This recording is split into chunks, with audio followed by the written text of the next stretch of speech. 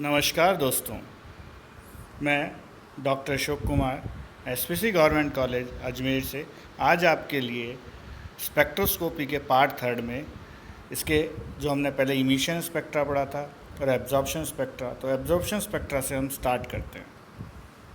हमने कहा कि एब्जॉर्प्शन स्पेक्ट्रा क्या होगा कि मानिए कि एक पदार्थ है, इस पदार्थ पे रेडिएशंस आ रही है, लाइट आ रही है। ये कुछ भी हो सकता है, सॉलिड, लिक्विड और गैस। ये सॉलिड, लिक्विड और गैस।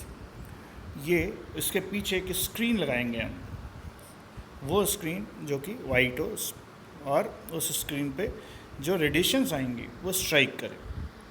हम देखते हैं ये पदार्थ रेडिएशंस एब्जॉर्ब करता है। एब्जॉर्ब करने के बाद कुछ बैंड ब्लैक दिखते हैं और कुछ स्पॉट वाइट दिखते हैं। तो ये पता चलता है इससे कि वो वेवलेंथ लाइट इस पदार्थ ने जो कि सॉलिड, लिक्विड और गैस में एब्जॉर्ब करी, बाकी ट्रांसमिट कर दी। और ट्रांसमिटेड हम उसको एनालाइज करते हैं स्पेक्ट्रोस्कोप से। तो ज़रा इसके बारे में पढ़ते हैं।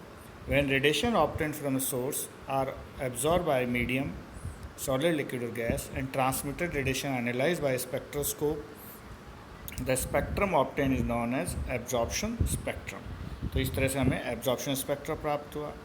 The spectra in such spectra dark lines और bands are obtain on the bright background. These dark lines or bands show the certain part of radiation has been absorbed by the medium. Medium कौन सा? Gas हो सकता है, solid हो सकता है और लिक्विड हो सकता है। तो ये चीज़ें हमने पढ़ा कि एब्जॉर्प्शन स्पेक्ट्रा कैसे प्राप्त होगा।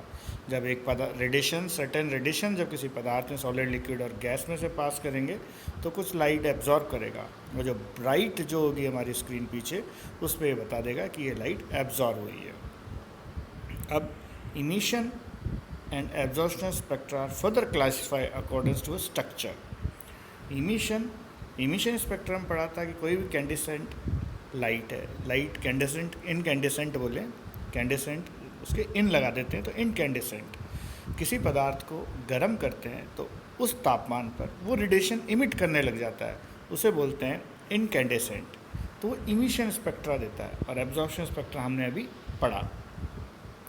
इनको आगे हम क्लासीफाई करते हैं कंटिन्यूस स्पेक्ट्रा और discontinuous spectra, continuous and discontinuous spectra.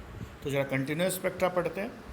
जैसे सन से लाइट आ रही है या किसी रेडिएशन आ रही है इनकैंडिसेंट, इसका मतलब किसी पदार्थ को जब हम गर्म करते हैं तो वो जब इमिट करने लगता है रेडिएशन तो उसे बोलते हैं इनकैंडिसेंट मटेरियल।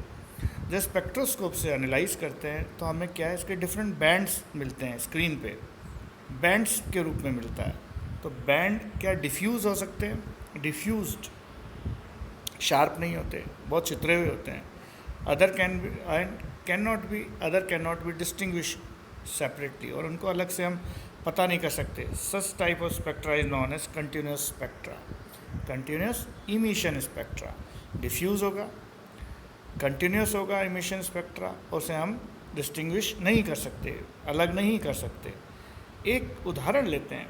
मान लिए लाल कलर का ग्लास लेते हैं और विजिबल लाइट के पाथ में रख देते हैं हम, ये रेड कलर का, ये रेड ही है हमारा ये। और जब हम इसको देखते हैं ग्लास में से, ये रेड क्या है, सारी लाइट को तो एब्जॉर्ब कर लेगा एक्सेप्ट रेड को। तो जो कंटिन्यूस जो स्पेक्ट्रा प्राप्त होगा इसे बोलेंगे हम continuous absorption spectra of red glass, continuous spectrum of red glass. Now अब हम पढ़ेंगे डिसकंटिन्यूस स्पेक्ट्रा। डिसकंटिन्यूस स्पेक्ट्रा कि वही डिसकंटिन्यूस स्पेक्ट्रा किस प्रकार का है। तो हम डिसकंटिन्यूस स्पेक्ट्रा में पढ़ते हैं।